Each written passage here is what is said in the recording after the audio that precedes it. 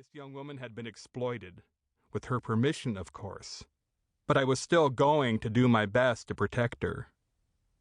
Don't get me wrong, I'm not a prude. I've edited and enjoyed sexual and violent films that were far more graphic, but I'd spotted honest, transformative vulnerability in that young actress's performance. Though the director and the producer thought she'd just been acting, had created her fear and shame through technical skill, I knew better.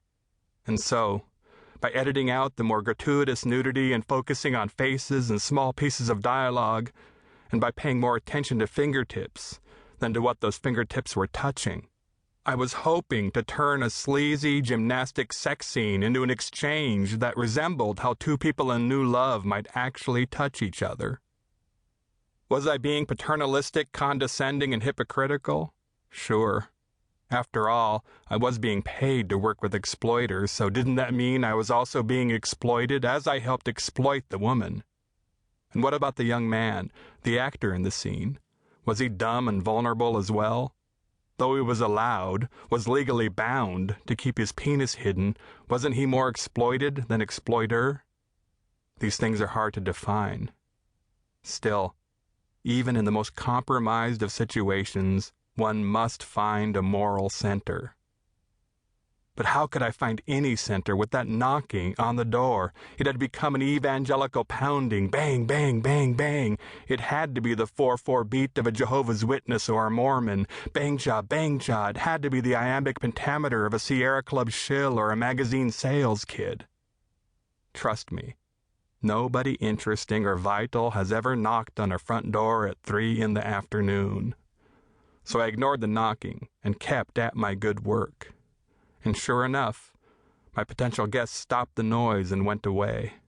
I could hear feet pounding down the stairs, and there was only silence, or rather, the relative silence of my urban neighborhood.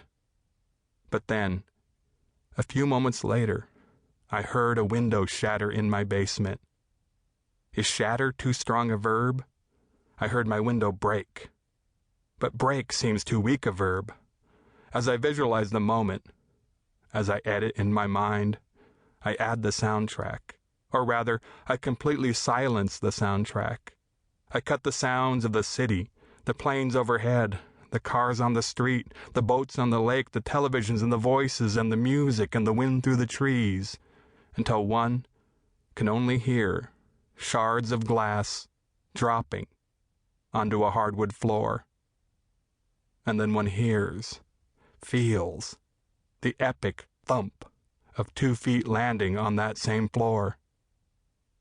Somebody, that same person who had knocked on my front door to ascertain if anybody was home, had just broken and entered my life. Now, please forgive me if my tenses, my past, present, and future blend, but one must understand that I happen to be one editor who is not afraid of jump cuts, of rapid flashbacks and flash forwards. In order to be terrified, one must lose all sense of time and place. When I heard those feet hit the floor, I traveled back in time. I de-evolved, I suppose, and became a primitive version of myself. I had been a complex organism, but I turned into a 202-pound one-celled amoeba. And that amoeba knew only fear. Looking back, I suppose I should have just run away. I could have run out the front door into the street, or the back door onto the patio, or the side door off the kitchen into the alley, or even through the door into the garage. Or I could have dived through the dog door, cut into the garage, and made my K9-like escape. But here's the salt of the thing. Though I cannot be certain, I believe that I was making my way toward the front door. After all, the front door was the only place in my house where I could be positive that my intruder was not waiting.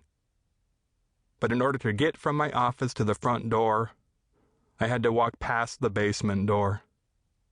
And as I walked past the basement door, I spotted the baseball bat. It wasn't my baseball bat.